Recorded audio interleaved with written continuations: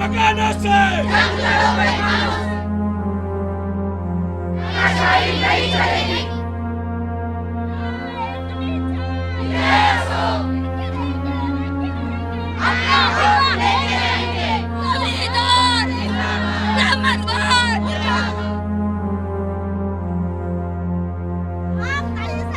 नहीं सहेंगे, नहीं सहेंगे। हम भारत के लोग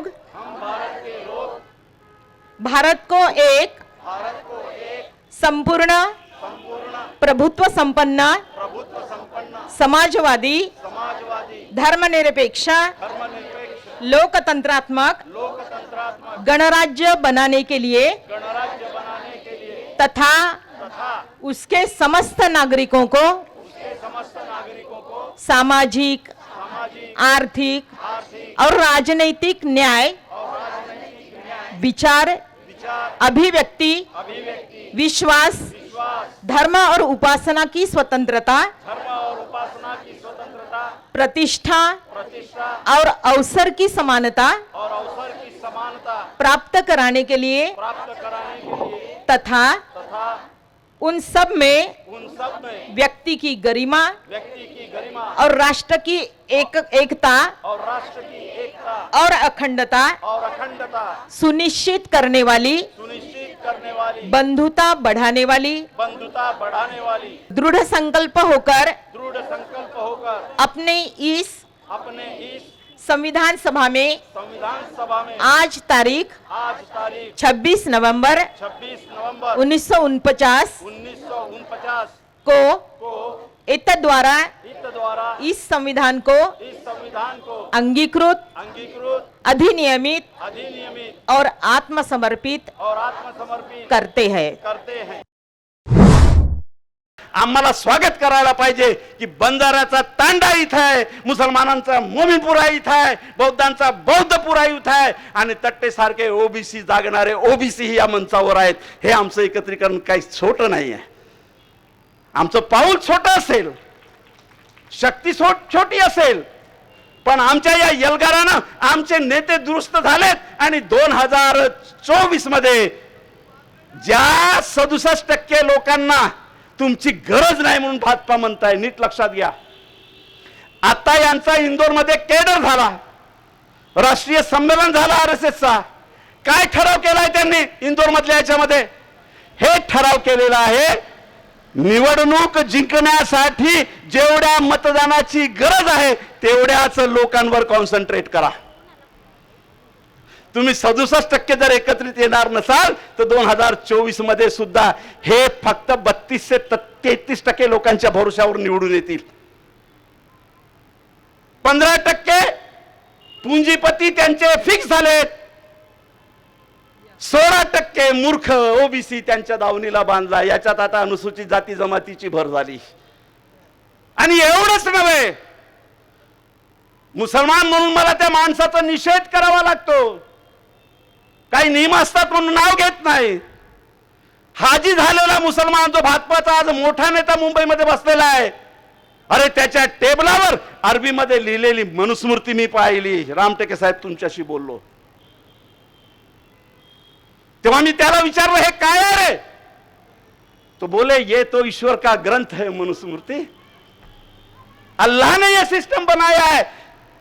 आरएसएस कशी मानसिकता निर्माण करता एक एक समूहामध्ये, कसला वर्णवाद एकेका समूहामध्ये तो निर्माण करतोय आणि किती यशस्वी झालेला आहे। आपले 33% लोक फिक्स करण्यासाठी कसा मुकाबला करणार आहोत? मग आमच्याकडे यांच्या मुकाबल्यात एकच ग्रंथ आहे, तो म्हणजे संविधान, आणि संविधान त्याच्याशिवाय आमच्याकडे दुसरा ग्रंथ नाही। आणि म्हणून सगळ्यांनी असू द्या रे, तुमच्या मेणबत्त्या बुद्धासमोर किती पेटवल्या पेटवा, वाटल्यास मी अजून 2 डझन आणून देतो।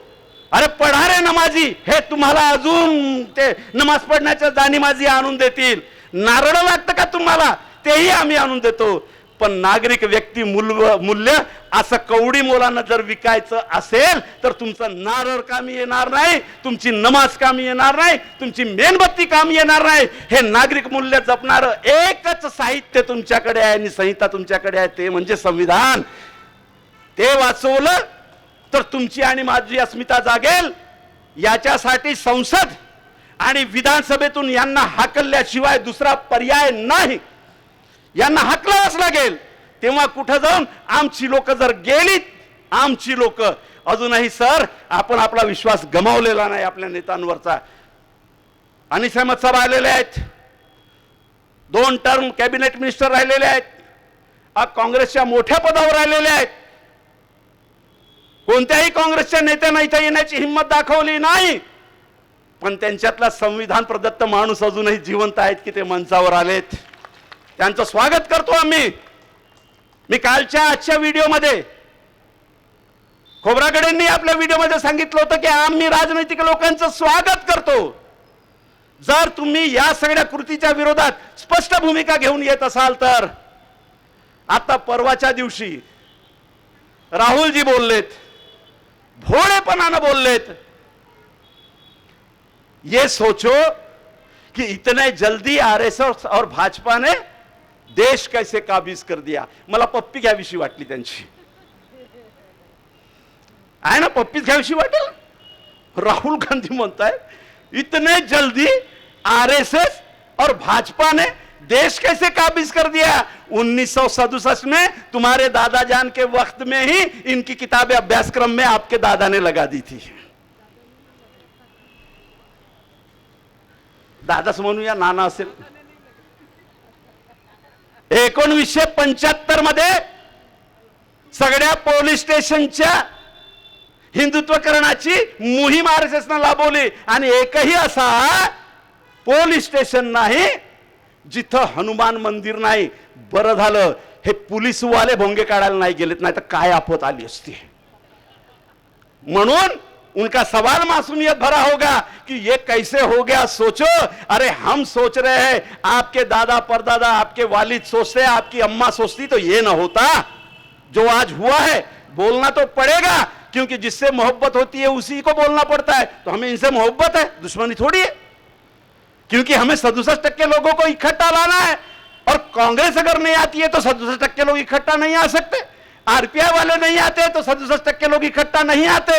अगर राका वाले नहीं आते और राका वाले शिवसेना के साथ में या फडणवीस के साथ में पहेट में जाके मुहूर्त करते तो हमने किससे लढना. तर आम्ही कुणासोबत भांडावं. या सगळ्या प्रश्नांची उकल असल्या संमेलनांमधनं झाली पाहिजे. तेव्हा आपल्याला त्या काय झालं, जाता जाता उद्धव ठाकरे साहेबांनी एक मोठं कांड केलं. काय केलं, किमान वाटलं होतं या महाराष्ट्रामध्ये राका आणि काँग्रेसला घेऊन तुम्ही संघाला उत्तर देतात, तुम्ही संघप्रणित हिंदुत्ववादी शक्तींना उत्तर देतात. जाता जाता तुम्ही तेच पेरून गेलं. काय भूमिका आहे मला अजून एक आठवतं, बोलावं लागेल. एक सायक्लोरामा आखला यांनी 2014 पासून, पण ते मुळात 1982 पासून आखला गेलाय. राम मंदिरच्या आंदोलनापासून यांनी एक नवीन थीम टाकली. या देशात राजकारण करायचं असेल तर तुम्हाला 2च भूमिका घ्यावी लागतील. कोणतं, एक तर हार्ड हिंदुत्व नाही तर सॉफ्ट हिंदुत्व. आंबेडकरी फूस, फुलेवादी फूस, पेरियरवादी फूस, मार्क्सवादी फूस. तुम्हाला जर राजकारणात यायचं असेल तर 2च भूमिका बजावी लागेल. एक तर हार्ड हिंदुत्व नाही तर सॉफ्ट हिंदुत्व. याचा बळी कोण झाला, याचा बळी काँग्रेसच झाली पहिल्यांदा. कशी, जे राहुल गांधी म्हणालेत ना कितने जल्दी कैसे हुआ सोचो, ते मंदिरात गेले होते. भाजपाचे भाटिया प्रेस घेऊन सांगतात ये हिंदू नहीं है, ये राहुल गांधी प्रधानमंत्री बन नहीं सकता, ये तो पप्पू है, इसका गोत्र नहीं है. तेव्हा राहुल गांधींनी आपला जानवा काढून दाखवला होता की नाही मीही हिंदू आहे. काय षडयंत्र होतं. बाबासाहेब आंबेडकरांच्या संविधानानं धार्मिक आयडेंटिटी संपवली, संघानं ती सशक्तपणे पद्धतशीरपणे उभी केली. त्याचे बडीच सगळे पक्ष गेलेत.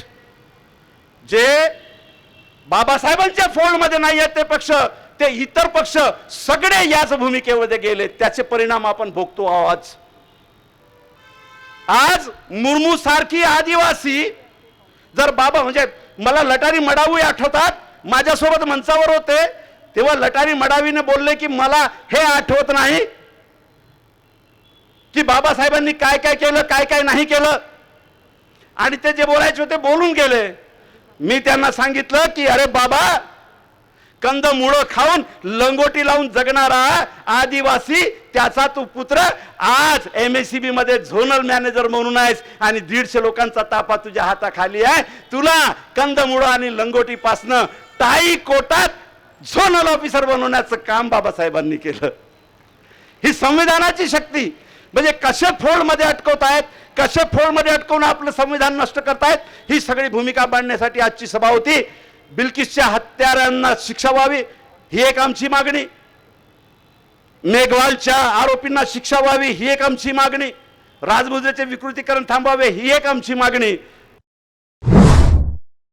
सर्व महिला आयोगाच्या अध्यक्षांची ही मॉरल रिस्पॉन्सिबिलिटी आहे की अशा तऱ्हेच्या गुन्हेगारांना जर मुक्त सोडण्यात येत असेल तर त्यांनी त्यांचा पावर वापरून राष्ट्रपतीकडे अशा प्रकारचे निवेदन त्यांनी देणे ही त्यांची जबाबदारी आहे. महिला आयोग हे पद राजकीय पुनर्वसनासाठी नाही आहे, हे सर्वांनी समजून घ्यायला पाहिजे. आणि अशा प्रकारे राजकीय पुनर्वसनातून ह्या महिला आयोगाचा उपयोग जर करत असेल तर त्या सर्व महिला आयोगाचा सुद्धा धिक्कार असो, धिक्कार असो, धिक्कार असो. या संदर्भात परत एक, पाण्याचा संघर्ष हा भारतामध्ये खूप जुना आहे. पाण्याचा संघर्ष हा स्वातंत्र्यपूर्व काळात सुद्धा होता आणि आजही जर तो पाण्याचा संघर्ष होत असेल आणि एकाला आपलं जीवन गमवावं लागत असेल तर याच्यापेक्षा दुसरं कोणतंही अमानवीय कृत्य नाही आहे. चौदार तळ्यावरती बाबासाहेब आंबेडकरांनी जे आंदोलन केलं ते आजही आम्हाला करावं लागत आहे. याच्यापेक्षा शर्मेची गोष्ट या राज्यासाठी, या देशासाठी कोणतीच नाही, अशा माझ्या ठाम मताची मी आहे. पाण्याचा संघर्ष आजही जर होत असेल आणि सरकार याच्यावर गप्प राहत असेल तर बाल हक्क आयोगाचा, राष्ट्रीय बाल हक्क आयोगाने सुद्धा अशा प्रकारची आपली भूमिका ही वदवली पाहिजे. कारण बाल हक्क आयोग सुद्धा राजकीय पुनर्वसनाचं केंद्र व्हायला नको आहे. आणि या संदर्भामध्ये राजमुद्रेचं विद्रुपीकरण जे झालेलं आहे त्याच्या संदर्भात आपण एकजुटीने इथे आवाज उचललेला आहे. आज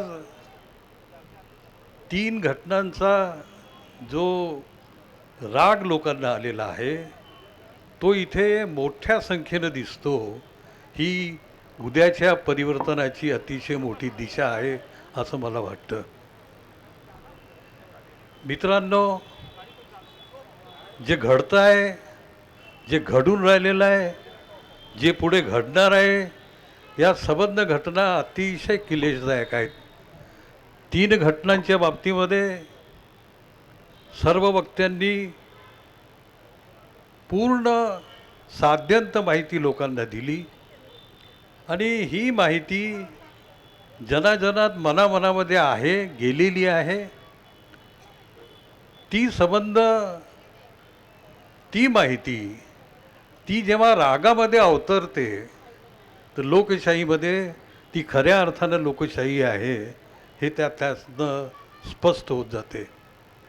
एक गोष्ट इथे स्पष्ट केली पाहिजे की सध्या जी या देशामध्ये जे घडतं आहे त्यातली जी अनेक कारण मीमांसा लोकांनी सांगितली.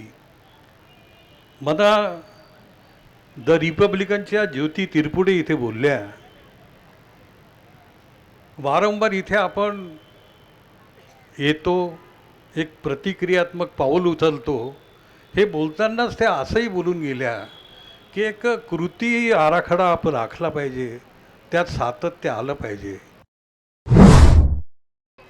ज्या महामानवांनी आपल्याला जो रस्ता सांगितलेला आहे, संविधानाच्या रूपाने आपल्याला अधिकार दिलेले आहे, त्याच्यासाठी आपण या ठिकाणी एकत्रित आलेले आहोत. मी गडचिरोली आलेली आहे, कुसुमताई आलाम. आणि खऱ्या अर्थाने म्हणजे इंद्रपाल मेघवाल ज्या वेळेला आपण त्यांना न्याय देण्याच्यासाठी आपण या ठिकाणी आलेलो आहोत. बिल्किस बानोच्या केस संदर्भात न्याय देण्यासाठी आणि राजमुद्रेच्या संदर्भामध्ये आपण या ठिकाणी हे तिन्ही विषय घेऊन या ठिकाणी आलेलो आहोत. मी आपल्याला सांगू इच्छिते की ज्यावेळेला इंद्रपाल मेघवालचं जे प्रकरण झालं आणि ही सगळी माझी मनस्थिती, आपल्या सगळ्यांची मनस्थिती अगदी सुन्न झालेली असेल, काही सुचत नव्हतं. मी कवयित्री आहे आणि मी कविता पण लिहिलेली आहे त्यावर. मी कविता बोलणार नाही, परंतु बिल्किस बानोच्या संदर्भाने निषेध करत असताना मला हे म्हणायचं आहे की जो गोधराकांड झाला, जी घटना झालेली आहे त्या घटनेचा प्रथम तर निषेध आहेच आहे, परंतु त्यानंतर ज्या आरोपींना आपण या ठिकाणी सोडता त्या घटनेचाही निषेध आहे. देश आज अशा वळणावर उभा आहे, कदाचित श्रीलंका होणार नाही, पण सुप्तपणे काहीतरी चाललेलं आहे. कदाचित इथं क्रांती होणार नाही, कदाचित उद्रेक होणार नाही, पण देशामध्ये अशी परिस्थिती आलेली आहे की आपल्यासारख्या लोकांना उठाव केल्याशिवाय दुसरा पर्याय नाही, पर्यायच नाही. ज्या देशामध्ये सुप्रीम कोर्टाने फक्त सांगितलं की हे केस तुम्ही तपासून पहा आणि त्यांनी त्यांच्या एका तथाकथित कायद्याचा आधार घेऊन त्या कायद्यामध्ये सुद्धा 2014मध्ये सुधारणा झालेली आहे, असं असतानाही तिथल्या समितीने त्या सगळ्या 11 लोकांना ज्यांनी बलात्कार केला आणि तिच्या मुलीला पटकू मारून टाकले, 14 त्या फॅमिलीतल्या 14 लोकांना मारलं. त्या गुजरातमध्ये मी 3दा जाऊन आलेला आहे. गुलमर्ग सोसायटी पाहिलेली आहे, मी 3दा जाऊन आलो. गुलमर्ग सोसायटी पाहिली आहे, ज्या गुलमर्ग सोसायटीला पूर्ण जाळून टाकलेलं आहे. फार भयानक स्थिती आहे. 2003ला दंगलीनंतर 2003ला मी तिथे जाऊन आलेला आहे. आपण सारे जण इथं निषेध करायला आलो आहोत. असं म्हणतात निर्भयाच्या प्रकरणाच्या वेळेस सारा देश पेटला होता आणि आज बिल्किस बानोच्या वेळेला नाही.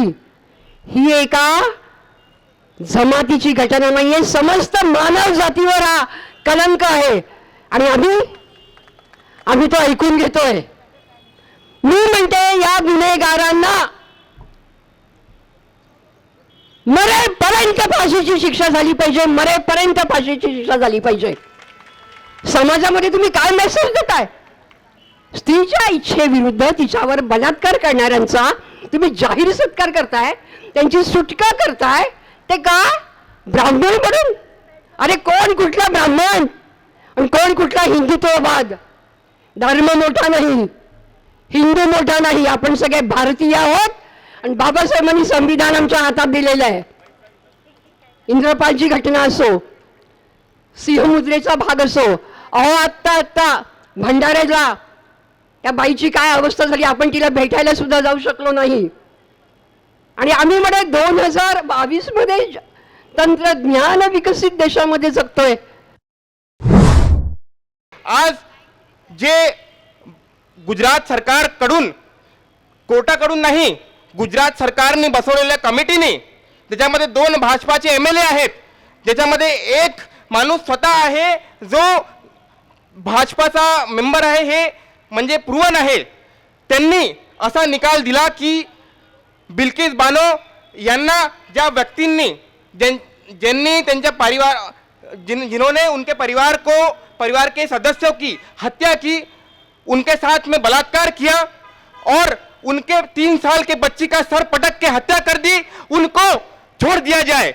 ये न्याय व्यवस्था आज भारतीय जनता पार्टी के सरकार में और राष्ट्रीय स्वयंसेवक संघ के विचारों से चलने वाले सरकार में आज ये न्याय प्रणाली आज हम देख रहे हैं. और साथियों, अपने बात को आगे बढ़ाते हुए हम आज जब ये धरना प्रदर्शन कर रहे हैं तो हम याद कर रहे हैं इंद्र मेघवाल को भी, एक बच्चा 9 साल का जिसे पीट के हत्या कर दी जाती है, मार दिया जाता है. क्यों? क्योंकि वो जरूरत करता है कि अपने स्कूल में घड़े से पानी पिए और उसके बाद उसके परिवार वालों के साथ में पुलिस वाले जोर जबरदस्ती करते हैं, उन्हें मार पिटाई करते हैं केस वापस लेने के लिए.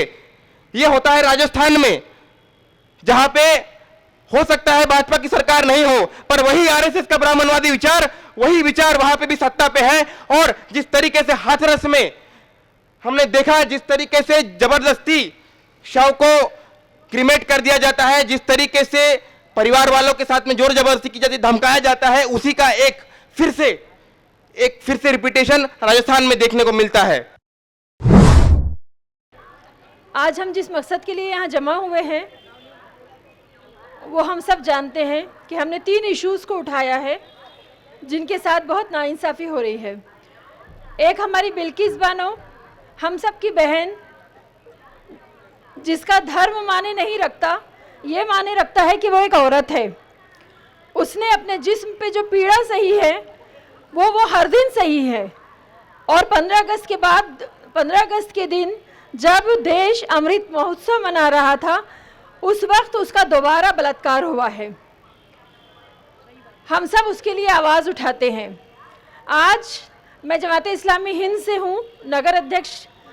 आज हमारे लिए बहुत दुख का दिन है कि हमारे ex national president Jalaluddin Umari साहब आज हमारे बीच नहीं रहे। हमारी पूरी जमात इस शोक में डूबी हुई है। आज मेरा यहाँ आने का भी मन नहीं हो रहा था, जबकि सब कुछ हम लोगों ने प्लान किया, लेकिन उनकी एक स्पीच ने मुझे इंस्पायर किया।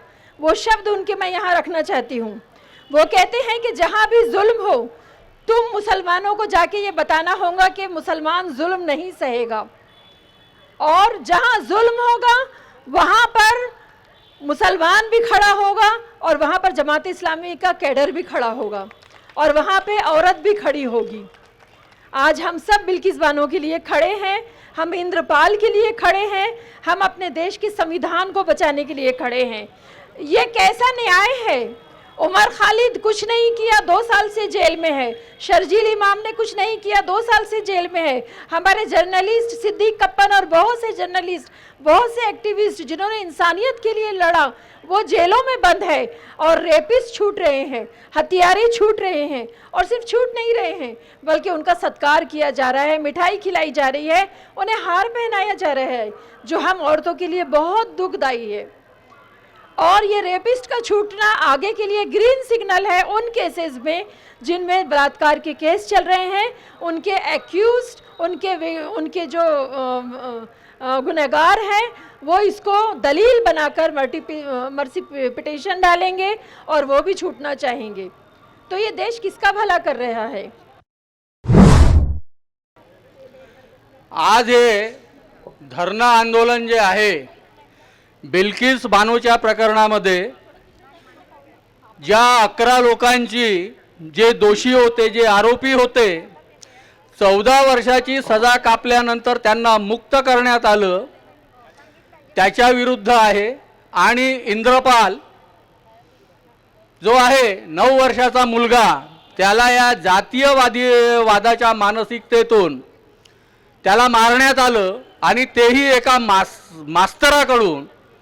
हा विचार करताना आपण लक्षात घ्यावं, ह्या भारत देशामध्ये स्वातंत्र्य मिळून आज 75 वर्ष झाले, आणि 75 वर्ष झाल्यानंतरही हा जर भारतामध्ये प्रकार होत असेल, म्हणजे आजही दलित, वंचित, पीडित, अल्पसंख्याक इत्यादी जे लोक आहेत त्यांना अन्याय अत्याचार पीडित होत आहे, आणि त्यांच्यावर हे शासन अन्याय अत्याचार करत आहे। आपण विचार करायला पाहिजे की आपण हे तर मोठ्या मोठ्या गोष्टी विदेशात जाऊन आणि भारतामध्ये करतात, की आमच्या देशातली जी लोकशाही आहे, 75 वर्षाची लोकशाही, आणि ती खूप प्रगल्भ लोकशाही झालेली आहे।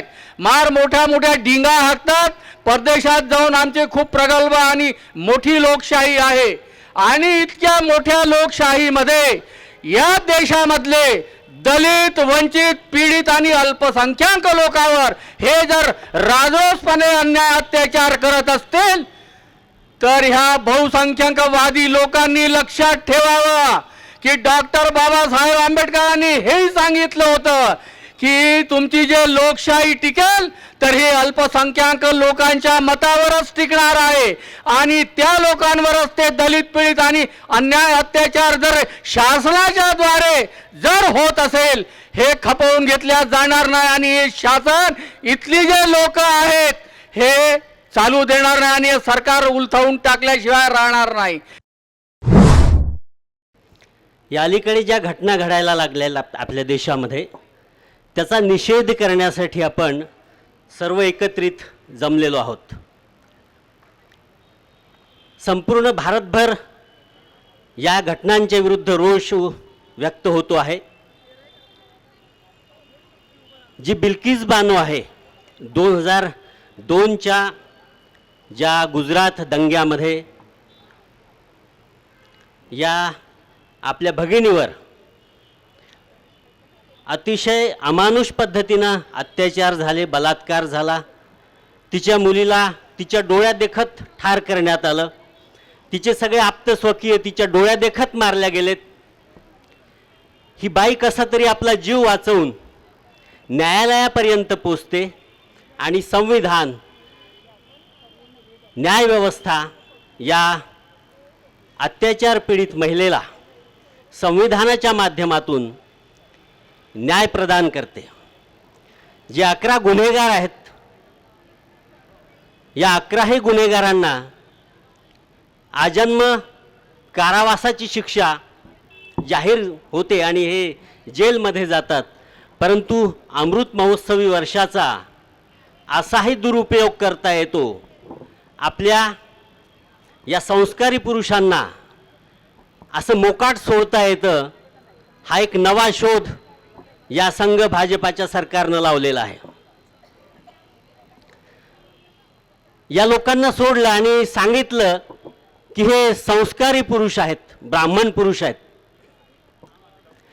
या घटनेनं पहिल्यांदा आपल्या लक्षात आलं, याआधी हे गुन्हेगार नव्हते असं नाही, गुन्ह्यांचे सूत्रधार होते. परंतु या गुन्ह्यामध्ये हे जाहीर झालं की जे ब्राह्मण संस्कार म्हणतात, ही जी ब्राह्मणी प्रवृत्ती आहे, ही प्रवृत्ती आचारानं आणि विचारानं किती नीच असू शकते हे पहिल्यांदा आपण सगळ्यांनी पाहिलंय, जगानं पाहिलंय. 2014 पूर्वी ही प्रवृत्ती अपराधी भावनेनं जगत होती. मात्र आता हे अँटीने पुन्हा उभे झाले आहेत 2014 नंतर, आणि ही संपूर्ण सांविधानिक व्यवस्था उलथवून लावण्यासाठी कार्यरत आहेत. आपण इथे धरणे आंदोलन करण्यासाठी ज्या उद्देशाने आपण इथे सगळे जमलेलो आहोत, तो उद्देश म्हणजे अन्याय अत्याचाराचं प्रमाण अतिशय वाढलेलं आहे आणि त्याला कुठेतरी थांबायचं ही कल्पना आपल्या डोक्यात आली. सगळ्या संघटना मिळून आहे आपण धरणे आंदोलन घेतलेलं आहे. तर मला इथे एकच बोलावं, मी सगळ्यांचं ऐकत आहे, सगळे सांगतात आहे, बरोबर आहे. आपल्याला कुठेतरी बदल घडविणं आवश्यक आहे आणि हा बदल घडवायला आपल्याला सगळ्यांनी एकत्रित येणं खूप गरजेचं आहे मोठ्या प्रमाणात. आणि आमच्या महिलांवर जे अत्याचार होतात आहे, अन्याय होतात आहे, मोकाट आरोपी फिरतात आहे, त्याच्यासाठी आपल्याला काहीतरी न्याय मागायला महिलांनी पण मोठ्या संख्येने, पुरुषांबरोबर महिलांनी पण मोठ्या संख्येने एकत्रित येणं खूप गरजेचं आहे. आज बऱ्याच प्रमाणात लोक याहीपेक्षा डबल टिबल लोक जर आपल्यासोबत आली आणि जमली तर खरोखर हे आंदोलनाला कुठेतरी वाचा फुटेल, आपला कुठेतरी निषेध होईल आणि आपण कुठेतरी न्याय मिळवू शकू. त्यासाठी आपण हे आंदोलन इथे करतो आहे. आणि आमच्या संपूर्ण संघटने, आमचे ओबीसी महासंघ, जिजाऊ ब्रिगेड आणि संपूर्ण आमच्या जेवढेही काही महिलांसाठी समाजासाठी काम करतात त्या संघटनेने सगळ्यांनी एकत्रित येणं खूप गरजेचं आहे. आणि आमच्या संघटनेचा पूर्णपणे या धरणे आंदोलनाला आम्ही सपोर्ट करतो आहे. आमचं पूर्ण संघटन महिलांचं, आणि आम्ही निषेध करतो आहे जो अन्याय अत्याचार होतो त्याबद्दल. आणि अशाच प्रमाणे मोठ्या संख्येने सगळे एकत्र येतील असं मी सगळ्यांना आव्हान करते. यापुढेही मोठ्या संख्येने आंदोलने व्हायला पाहिजे. किती दिवस आपण हा आक्रोश करणार आहोत नुसतं, आणि किती दिवस आपण हे बेबसीचं, लाचारीचं जीवन जगणार आहोत, हा पहिला मुद्दा. त्याकरिताच आपण जे मॅडमनी म्हटलेलं आहे की 2024 मध्ये आपल्याला याचं उत्तर द्यायचं आहे, तर आपण सगळ्या संघटना मिळून आज आपण नागपूरमधील जवळजवळ मला असं वाटतं आहे 45 संघटना आपण एकत्र येऊन हे आंदोलन करतो आहे. तरी पण मला जे दिसतंय चित्र ते म्हणजे त्या मॉबमध्ये आपण अजूनही एकत्रित आलेलो नाही आहे. तर आपल्याला अजून कुठेतरी काम करण्याची गरज आहे. आणि हे जे बिल्किस बानो आणि तो मुलगा इंदर, ह्या अशा घटना जर वारंवार होत आहेत तर या का होत आहेत याच्या खोलात आपण शिरायला पाहिजे, याचा अभ्यास आपण करायला पाहिजे आणि त्यानंतर त्याचे उत्तर शोधून आपण त्यावर काम करायला पाहिजे. न की नुसतं येऊन आपण हे आंदोलन करणं, किती दिवस आपण हे मेणबत्त्या घेऊन फिरणार आहोत आणि किती दिवस आपण हे आंदोलन करणार आहोत. मी कोणत्याही संघटनेची सदस्य नाही, पण देशात जे काही चाललं आहे त्यामुळे व्यथित होऊन एका स्त्रीप्रती जो अन्याय झाला आणि एक स्त्री म्हणून त्यासाठी आपण सहभागी झालं पाहिजे म्हणून मी इथे तुमच्यासमोर उपस्थित झाले आहे. मी पुन्हा त्याच गोष्टी रिपीट करणार नाही. मला फक्त 2-3 मुद्दे मांडायचे आहे. एक ज्योतीचा मुद्दा मी उचलून धरते की आपण हे निषेध प्रकरण किती दिवस करणार, कधीतरी ह्यांची सत्तेच्या संदर्भात आपण उत्तर देणार किंवा नाही. कृती आराखडा म्हणजे हे आंदोलन झाल्यानंतर आपला कृती आराखडा काय असेल, ॲक्शन प्लॅन आपला काय असेल हे आपण ठरवलं पाहिजे. ही महत्त्वाची गोष्ट ज्योतीने अधोरेखित केली. मला त्या मुद्द्याचं कौतुक वाटतं. बिल्किस बानोचे जे गुन्हेगार आहेत त्या गुन्हेगारांना मुक्तता दिली त्यांच्या चांगल्या वागणुकीसाठी. कोणती चांगली वागणूक हे माहीत नाही. त्यांचं स्वागत केलं, मिठाई वाटली, हे करण्यामध्ये स्त्रियांचाही सहभाग होता. त्या गुन्हेगारांपैकी 2 ब्राह्मण होते. तुम्ही जाहीरपणे एखाद्या व्यक्तीच्या जातीचा उल्लेख करता. तुम्हाला आपण इकडे जातीनिरपेक्ष, धर्मनिरपेक्ष, न्याय, स्वातंत्र्य, समता, स्त्री पुरुष समता ह्या मूल्यांचा उद्घोष करतो आणि एकीकडे सत्ताधारी जाहीरपणे एखाद्या व्यक्तीच्या जातीचा उल्लेख करतात. हे निंदनीय आहे. जे ब्राह्मण तुम्ही सुसंस्कृत म्हणून सांगता ते ब्राह्मणांचा तुम्ही आदर करता आहात हार तुरे मिठाई वाटून. तिकडे त्या गोडसेचा पण आदर केला, त्याचा पुतळा तुम्ही उभारला.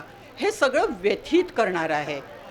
पहिली महत्त्वाची गोष्ट अशी आहे, इंद्रपालचा तर मला म्हणजे आपलं पोटचं पोर असावं इतकं व्यथित होतं त्या गोष्टीनी की एखाद्या मुलाला पाणी पिण्यासाठी तुझ्या सवर्णाच्या हाताला तुमचं कोणते लेबल लावले आहे तुमच्या चेहऱ्यावर, तुम्ही सवर्ण आहात की अवर्ण आहात का कोणत्या जातीचे आहात.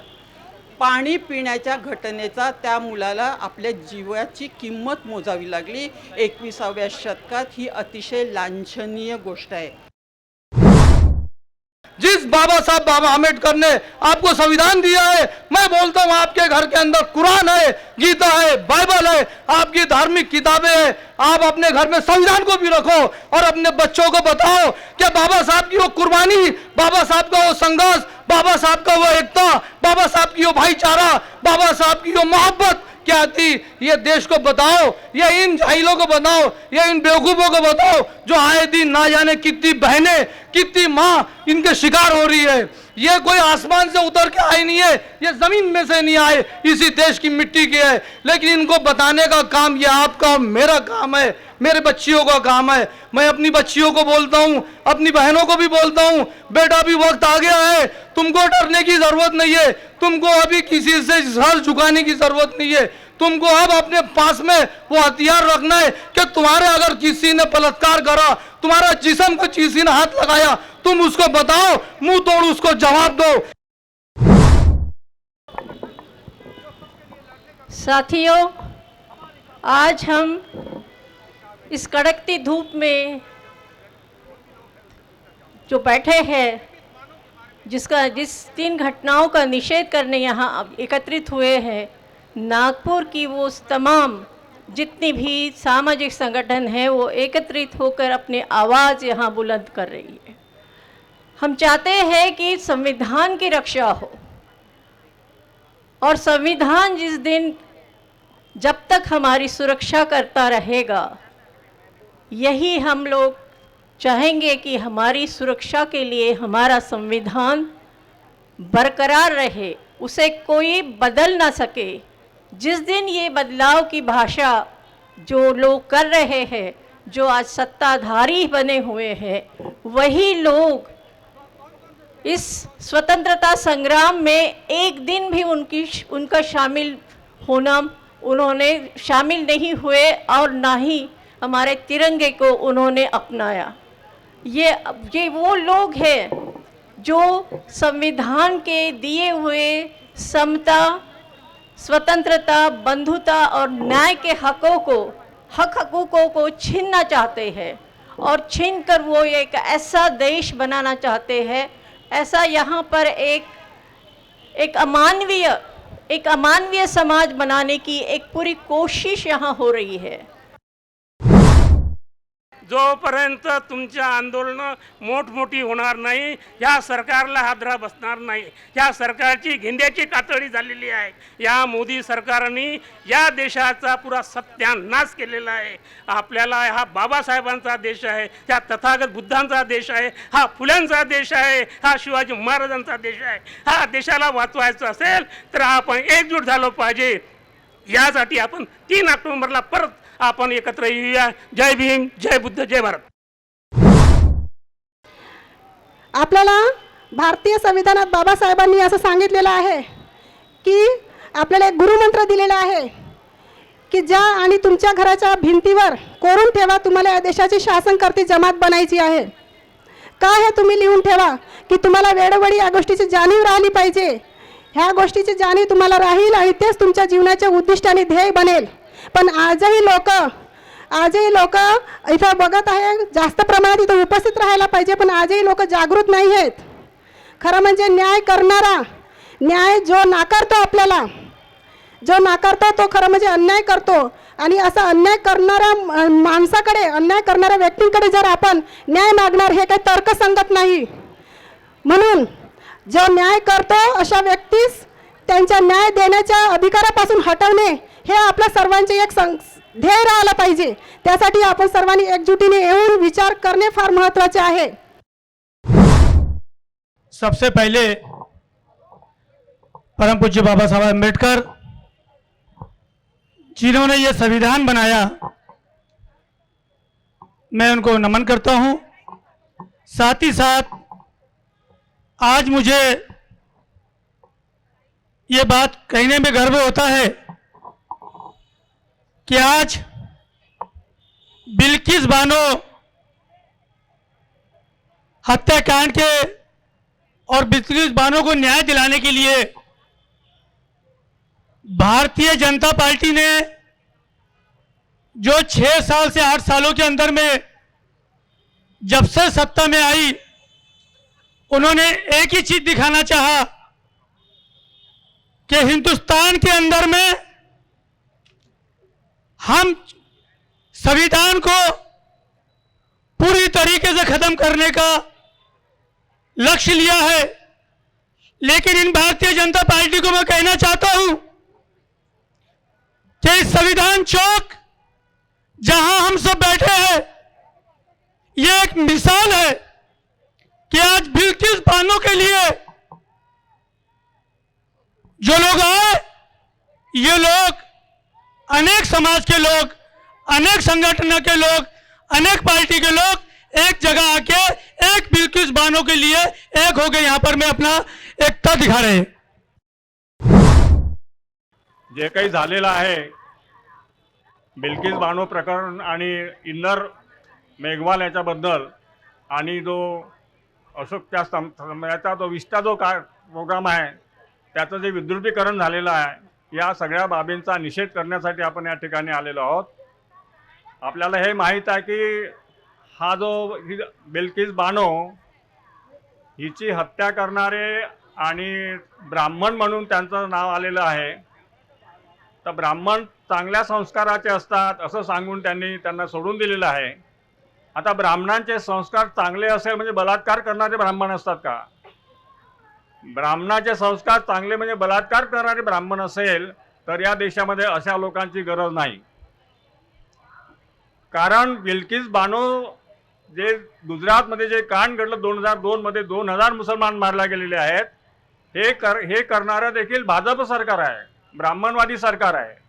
आणि बिल्किस बानोला सोडणारं सरकार देखील हे सुद्धा, किंवा आता त्याला 11 ब्राह्मणांना जे सर्टिफिकेट दिलेलं आहे की संस्कारी आहे, ते सुद्धा ब्राह्मणवादी सरकार आहे, ब्राह्मणवादी भूमिकेतून दिलेलं आहे. दुसरं असं, हा इंदर मेघवाल हा जर दुसऱ्या वरच्या जातीचा असता तर त्या हेडमास्टरनं त्याला मारलं असतं का, त्याचा खून केला असता का? म्हणजे दोष कोणाचा आहे? तर या देशामध्ये जी जाती व्यवस्था आहे, जी जाती व्यवस्था ब्राह्मण निर्मित आहे, जी अस्पृश्यता ब्राह्मण निर्मित आहे, हा मुलगा जर अस्पृश्य नसता तर त्याचा खून झाला नसता. म्हणजे खून होण्याला कारण अस्पृश्यता आहे, जाती व्यवस्था आहे. आणि हे जे मुसलमानांबद्दल यांची जी भूमिका आहे ते त्यांना वाईट समजतात, शूद्र समजतात. अशा प्रकारची भूमिका जी सातत्याने राहिलेली आहे या देशामध्ये, ही जी भूमिका आहे ही भूमिका या मनुस्मृतीपासून आलेली आहे. मनुस्मृतीमध्ये म्हटलेलं आहे की ब्राह्मणानं जर बलात्कार केला तर त्याची शेंडी कापा फक्त, आणि शूद्रानं बलात्कार केला तर त्याला फाशी द्या. अशा प्रकारचे मनुस्मृतीमध्ये जो न्याय आहे तो न्याय यांनी लागू केलेला आहे. म्हणजे मनुस्मृती अंमलात आणण्याचं काम या देशामध्ये हे सरकार करत आहे. हे सरकार हे ब्राह्मणांचं सरकार आहे. या देशामध्ये आपण अल्पसंख्य मुसलमान अल्पसंख्य म्हणतो. अल्पसंख्य कसे काय आहे ते? या देशामध्ये ज्यांची आज सत्ता आहे ते लोक अल्पसंख्य आहेत. या देशामध्ये ब्राह्मण अल्पसंख्य आहेत, मुसलमान त्यांच्या तिप्पट आहेत. म्हणजे 16% म्हणजे 5 पट मुसलमान संख्या आहे ब्राह्मणांच्या, म्हणजे ब्राह्मणशाहीच्या. म्हणजे मुसलमान अल्पसंख्य नाही आहेत. या देशामधले ज्याची सत्ता आहे, जे सत्ताधारी आहेत ते अल्पसंख्य आहेत. आपण मुसलमान अल्पसंख्य म्हणू नये. या देशामध्ये ब्राह्मण 3.5% आहे. या देशामध्ये अनेक जाती त्यांच्यापेक्षा जास्त आहे, परंतु तरीही त्यांची सत्ता आहे, त्यांची व्यवस्था आहे. याच्यावर आपला उपाय हाच आहे की या देशामधली, जसं बाबासाहेब आंबेडकरांनी सांगितलं की जाती व्यवस्था नष्ट करा. जाती व्यवस्था नष्ट झाली तर अस्पृश्यता जाईल, तर इंदलचा बरी पडणार नाही, तर बिल्किस बानोला अशा प्रकारचा न्याय मिळणार नाही. म्हणून या देशामध्ये ते संविधान मानत नाही. संविधानामध्ये समता बंधुता सांगितली आहे, पण या देशामध्ये समाजामध्ये अजूनही बंधुता नाही आहे. एकेका जातीचे माणूस दुसऱ्या जातीच्या माणसाला बंधू म्हणत नाही आहे. ब्राह्मण दलिताला बंधू म्हणत नाही आहे, किंवा आणखी क्षत्रिय असेल तो सुद्धा कोणाला बंधू म्हणत नाही आहे. या देशामधलं संविधान हे लागू झालेलं नाही आहे.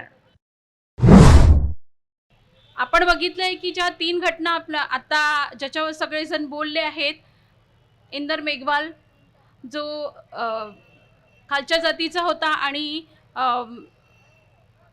त्याच्या सरांनी त्याला मारून त्याची हत्या केली. जातीवादाचं एक प्रचंड रूप आपल्याला या घटनेमध्ये दिसून येते.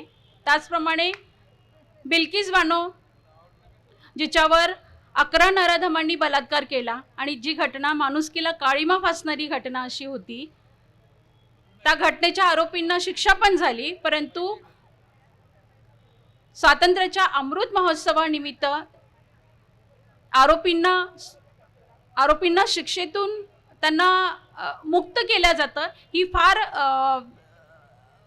फार दुःखाची बाब आहे आणि आम्ही सगळेजण त्याचा निषेध करत आहोत. तर मला असं वाटतं की आपण सगळेजण इथे जे जमलो आहोत आणि आपल्या सगळ्यांमध्ये जो राग इथे दिसत आहे, आत्ताच प्राध्यापक रणजित मेश्राम बोलले की हा जो राग सगळ्यांमध्ये दिसत आहे तो राग तुम्ही कायम ठेवा, गावागावापर्यंत पोहोचवा. आपण बाबासाहेब म्हणतो, आम्ही त्यांचे मुले आहो म्हणतो, तर हे खोटी गोष्ट आहे. तुम्ही म्हणता की बाबासाहेबाच्या खुनाचे आहो, तुम्ही बाबासाहेबाच्या खुनाचे नाही आहात. तुम्हा बाबासाहेबांनी रमाबाईने किती त्याग केला, त्या त्यागाच्यामुळं तुम्ही हे चकाचक याची दिसून राहिल्या. नाही तो तुमच्या अंगावर कपडे का वास येत होता. हे कोणाची पुण्य आहे? बाबासाहेबाची. जेव्हा रमाबाईचा मुलगा मेला तर सेवाचा पदर फाडून तिने मुलाला नेला, पण त्याला नवा कपडा भेटला नाही. हे रमाबाईच्या त्यागामुळं, बाबासाहेबाच्या त्यागामुळं आज आमची कशी थाटाबाटानं मयत जाते. आमच्या थाटाबाटानं लग्न होतात, आमच्या थाटाबाटानं वाढदिवस होतात, लग्नाच्या सालगिऱ्या होतात. आज हे म्हणत होते बाबासाहेब माझे मुलं, पण बाबासाहेबाचे मुलं इतके नालायक आहेत, नालायक आहे. जे बाबासाहेबांना जे प्रॉपर्टी कमवली होती सगळे ह्या बाबासाहेबाच्या मुलानं गमवला. आज तुम्हाला म्हटलं होतं बाबासाहेबानं हा समतेचा रथ आहे, याच्या तुम्हाला पुढं नेवायचं असेल तर न्या, नाही तर येथेच थांबा. ह्या बाबासाहेबाच्या मुलानं काय केलं, त्याचे तुकडे तुकडे चुरा केला. आणि हे नेते लोक 4 दिवस येतात आणि हे गोळासाठी उष्ट खातात आणि ह्या पार्टीतले ह्या पार्टीमध्ये जातात. या संपूर्ण प्रकरणाचा मी माझ्या राष्ट्रीय ओबीसी महिला महासंघाच्या वतीने जाहीर निषेध करते. आज ही जी घटना घडलेली आहे, जालना म्हणजे जे स्टेटमेंट दिलेलं आहे कोर्टाने की संस्कारित लोकांना, या आरोपींना म्हणजे ते चांगले असल्यामुळं, संस्कारित असल्यामुळं त्यांना सोडण्यात आलं. याच्यावरच आपल्या सर्व लोकांनी खरं म्हणजे आक्षेप घ्यायला पाहिजे. की जे लोक खून करतात, बलात्कार करतात, हत्या करतात, असे लोक संस्कारित कसे असू शकतात? आपण अत्यंत दुःखद परिस्थितीमधून जातो आहोत. देश अत्यंत भयावह परिस्थितीमधून पुढे जातो आहे. अत्यंत भयग्रस्त वातावरणामधून प्रत्येक नागरिक या देशाचा आपलं जीवन असं भयग्रस्ततेने जगतो आहे. अन्याय अत्याचाराच्या घटना दररोज घडत आहेत. प्रश्न असा आहे की आपण फक्त अन्याय अत्याचार सहन करतच आपण आपलं जीवन जगत राहणार काय? या दुःखातून दुःखमुक्तीचा जो मार्ग आहे, जो बाबासाहेब आंबेडकरांनी आम्हाला दिलाय, त्या दुःखमुक्तीच्या मार्गाची आम्ही कास धरणार आहोत की नाही? 26 जानेवारी 1950ला या देशाचं संविधान अंमलात आलं.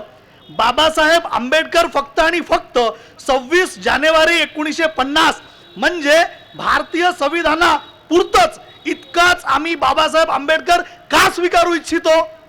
26 जानेवारी 1950च्या नंतर या देशाच्या संविधानाची अंमलबजावणी करण्यासाठी बाबासाहेब आंबेडकरांनी अहोरात्र मेहनत करून आम्हाला या देशामध्ये आमचं जीवन कसं गव्हर्न झालं पाहिजे, ज्याला ते गव्हर्निंग प्रिन्सिपल ऑफ लाईफ म्हणतात, त्या गव्हर्निंग प्रिन्सिपल्स ऑफ लाईफ, ती गव्हर्निंग प्रिन्सिपल्स लिहून या देशाच्या संविधानाची खऱ्याखुऱ्या दृष्टिकोनातून अंमलबजावणी करण्यासाठी बाबासाहेब आंबेडकरांनी जो रिपब्लिकन पक्ष दिलाय, त्या रिपब्लिकन पक्षाला स्वीकारणार आहोत की नाही? पहिल्यांदा आपण राष्ट्रध्वज महानगरपालिकेच्या कचऱ्याच्या गाडीत पाहिले. तुमचे सगळे आविष्कार व्यवस्थेला संपवायचे आहेत, लक्षात घ्या. एखाद्या गोष्टीची उपलब्धता वाढवली की तिचं मोल घटते. त्यांना राष्ट्रध्वज मंजूरच नाही आहे. एक पक्ष, एक नेता आणि एक धर्म असं या देशाचं स्वरूप असलं पाहिजे. याला फॅसिझम म्हणतात. ही हुकुमशाही आहे आणि ही हुकुमशाही आभाळातून पडली नाही. 100 वर्षापूर्वीच त्यांचं ठरलं होतं 100 वर्षानंतरचा भारत कसा असेल. आणि हिंदू धर्माचा भारत किंवा धर्मराष्ट्र करण्यासाठी, या देशाला धर्मराष्ट्र करण्यासाठी सगळ्यात महत्त्वाचा अडथळा संविधानाचा आहे. संविधानाला कुठल्याही धर्माचा राष्ट्र नको आहे आणि यांना धर्माचा राष्ट्र हवा आहे. त्याच्यामुळे आपण फार गाफील असता कामा नये. आपण सगळे गुलाम झालो आहे आणि गुलाम कसे झालो हे कोणालाच कळलं नाही. आणि म्हणून आपल्या ज्या बारक्या बारक्या अस्मिता आहेत त्या सगळ्यांचं विसर्जन करून आपल्याला भारतीय होण्याची गरज आहे. मैं बस इतना पूछना चाहती हूँ, हम यहाँ क्यों है आज? कोई एक बता दीजिए मुझे कि हम यहाँ क्यों है? आज ही परिस्थिती काय आहे आमच्या समोर की आज आम्ही ते एकत्रित झालेले आहोत. इतक्या उन्हात तहान लागलेले, आपल्याला पाणी इथे नाहीये, काही नाही आहे, इथे काही छत नाहीये, तरी सुद्धा आम्ही घर सोडून इथे आलेले आहोत. का बरं आलेले आहोत? प्लीज मुझे, आई वॉन्ट आंसर, मुझे कोई आंसर दीजिए इसका प्लीज. एक हमारे दीदी ने बोला है संविधान खतरे में है, तो आपको लगता है ये एक दिन का प्रोसीजर है या आज ही हुआ है संविधान खतरे में, या 2002 में हुआ है, या 2014 में हुआ है, या 2022 में हुआ है? नहीं, किसी भी लर्निंग प्रोसेस के लिए वो धीरे धीरे धीरे धीरे खतरे में आता है ना. हम डॉक्टर के पास जाते हैं, हमें एक डॉक्टर एक दिन में नहीं बताता है कि आपको कैंसर हुआ है. उसका प्रोसीजर आपको 2 साल 3 साल 10 साल से पता होता है. तो जब हमें ये पता होना शुरू हुआ तो हमने क्यों नहीं तब संविधान के बारे में जागृत हुए हैं? आज जब हमारे संविधान हमारे सिर पे हिमालय पर्वत जैसे हम यहाँ निषेध करने के लिए खड़े हैं, तो आज हम जगते हैं क्यों? मैं बस इतना कहना चाहूंगी कि हम जो आज मुद्दे को यहाँ लेके खड़े हैं, भारत की, हिंदुस्तान की हर एक औरत को, हर एक महिला को, हर एक स्त्री को हम बहुत दुखी है उस चीज को लेकर. हम ठीक है, हम जो हमारी बहन जिनके ऊपर अत्याचार हुआ है उनके पास नहीं जा सकते, उनको हम दिलासा नहीं दे सकते, परंतु हम यहाँ से हर एक नारी को उत्पीड़न हुआ है कि अगर उनके जगह हम होते तो हमारे साथ क्या होता। आप सबको आज मैं ये बताना चाहती हूँ कि ये मेरे नागपुर के अंदर चौथा आंदोलन है, चौथा धरना है, बिल्किस बानो को लेके हो या इंद्रपाल मेघवाल को लेके हो। ये भारत का 75वां आज़ादी अमृतोत्सव चल रहा था। 15 अगस्त के दिन भारत के पंतप्रधान ने बहुत सुंदर अपने भाषण में कहा, हम सबको मालूम है वो बहुत सुंदर ही बोलते हैं, बहुत सुंदर कहा कि महिलाओं को सम्मान मिलना चाहिए। मैं अपने घर में बैठ के सुन रही थी, उस वक्त मुझे बहुत खुशी हुई। चलो महिलाओं के बारे में सोच रहे हैं भारत के प्रधानमंत्री, बाकी के विषय तो बिल्कुल एंड ऑफ हो चुके हैं। पर वही उसी दिन 15 अगस्त को उन्हीं के घर में, प्रधानमंत्री के ही घर में, होम टाउन गुजरात में एक महिला के ऊपर जो अत्याचार हुआ, बलात्कार हुआ, उनके साथ जितने लोग थे उन सबको बेरहमी से मारा गया। उन सब गुनहगारों को 15 अगस्त के दिन ही माफीनामा मिला। अब ये कैसा सम्मान है। आज इस मंच से, नागपुर के संविधान चौक से हमारे मीडिया भी यहाँ पे है, तो इनके माध्यम से मैं भारत के प्रधानमंत्री से यही पूछना चाहती हूँ कि आप कौन से सम्मान की बात कर रहे हैं। ये कैसा सम्मान है भाई, ये ऐसा सम्मान नहीं चाहिए। भारत की किसी भी महिला को ऐसा सम्मान नहीं चाहिए। सम्मान देना है तो ऐसा दीजिए कि अगर कोई बलात्कार करता है तो सजा ऐसी होनी चाहिए कि एक की सजा दूसरे के लिए सबक बने। ये सम्मान होगा। सबको जय भीम, जय भारत। बिल्किस बानो, मैं आज जो भी बोलना चाहती हूँ वो मैं बिल्किस बानो को ही बोलना चाहती हूँ। बिल्किस बानो, तुम हमारी हीरो हो, तुम हमारी नायिका हो। सोचो उस समय क्या हुआ होगा जब उसके ऊपर जो अत्याचार हो रहा था, उस समय कैसा नज़ारा था। उसकी माँ के ऊपर उसी के सामने बलात्कार किया था उन्हीं लोगों ने, 11 से ज़्यादा होंगे या 11 होंगे। उसके बहन पे किया गया था, उसके ऊपर किया गया था, वो सब उसने अपनी आँखों से देखा। उसकी बहन की बेटी को मारा गया, उसके बेटी को मारा गया, ये सब उसने देखा। और उसके बाद एक लंबी न्यायालयीन लड़ाई उसने लड़ी। हम में से कितनी ही महिलाएं, हमारी कितनी ही भगिनी, उनके ऊपर अत्याचार होता भी है तो ये सारी न्यायालयीन लड़ाई नहीं लड़ पाती है, बीच में ही छोड़ देती है, बहुत बार समझौता कर लेती है। कितना दबाव उसके ऊपर रहा होगा, लेकिन वो पूरी लड़ाई आखिर तक लड़ी। हर बार कोर्ट में गई और अपने यहाँ ये कहा जाता है कि सिस्टम जो है, न्यायदान का जो सिस्टम है वही अपने आप में सजा है।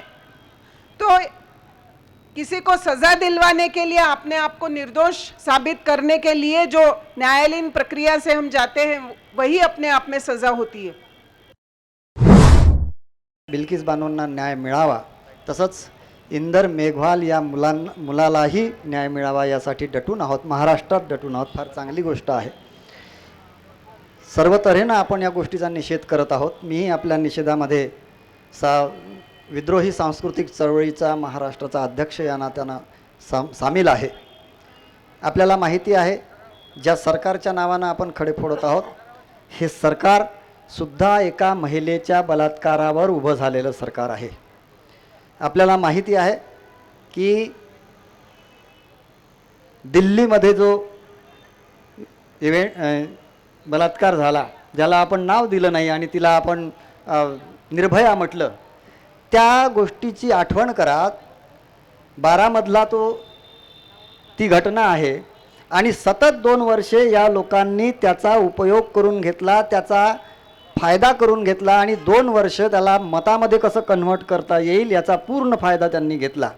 हे लक्षात घेतलं पाहिजे की ज्या व्यवस्थेच्या विरोधामध्ये आपण लढतो आहोत ती व्यवस्था केवळ स्त्रिया, मुलं, शूद्र आपण ज्यांना म्हणतो, ओबीसी आपण ज्यांना म्हणतो, बहुजन आपण ज्यांना म्हणतो, त्यांच्यावर अन्याय आणि अत्याचाराच्या भरोशावरच उभा आहे.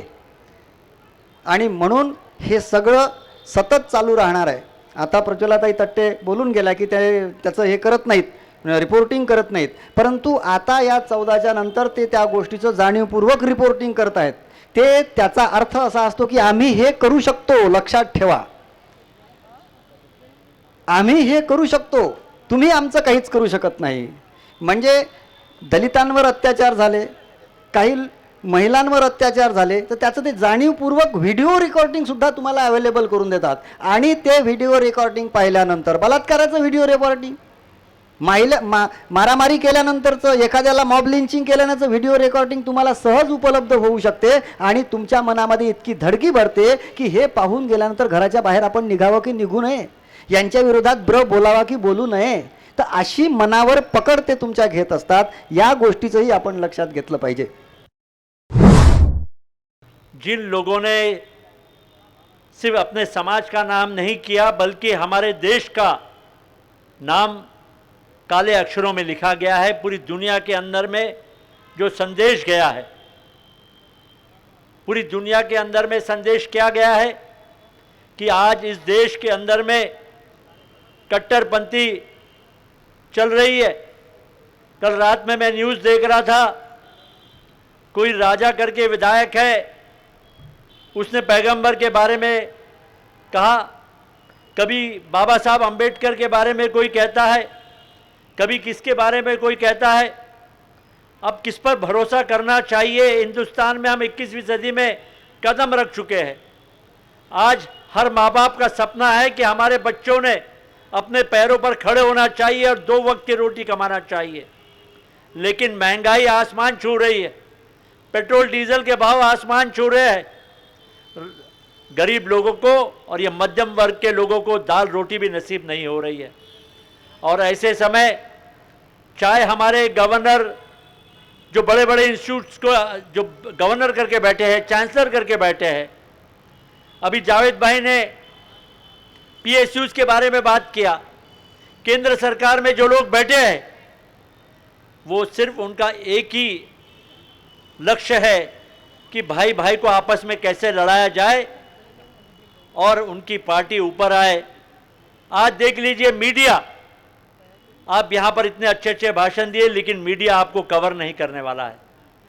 ना ही कोई नेशनल टीवी पे आपकी न्यूज़ आने वाली है, कोई भी नेशनल टेलीविज़न आज आपके सामने आपकी बात इसीलिए नहीं रख रहा है क्योंकि हिंदुस्तान 2 ही गुजराती लोग चला रहे हैं, अंबानी और अडानी.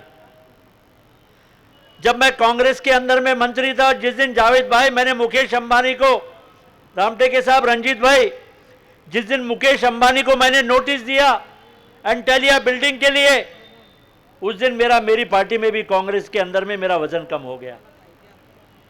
जिस दिन मैंने मुकेश अंबानी को नोटिस दिया कि आपने औकाफ की प्रॉपर्टी में अपनी बिल्डिंग बनाने का काम किया है, जिस दिन मैंने मुकेश अंबानी को नोटिस दिया उसी दिन मेरे पर काट दिए गए और मुझे ज़मीन पे ला लिया गया.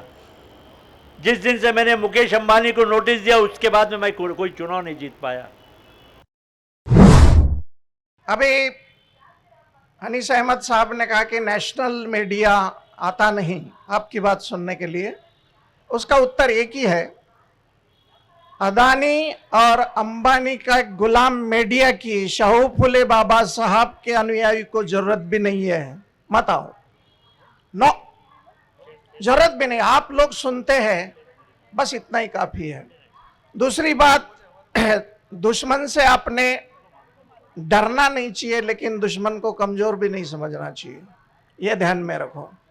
क्या होता है, इमोशनल अम्बेडकरिज्म और नॉन एक्टिव बहुजनिज्म एक साथ जमा हो जाता है ना, तो फिर ये तुम्हारा 67% का, क्योंकि हम लोगों ने अच्छे ऑर्गेनाइजर पैदा नहीं किए, ये एक प्रॉब्लम है. तो ये देख लीजिए, मैं आपके सहमति के लिए केंद्र सरकार और भारत की विभिन्न राज्य सरकारों को हमारा रेजोल्यूशन यानी जिसको आप ठहराव बोलते हो पढ़ता हूं।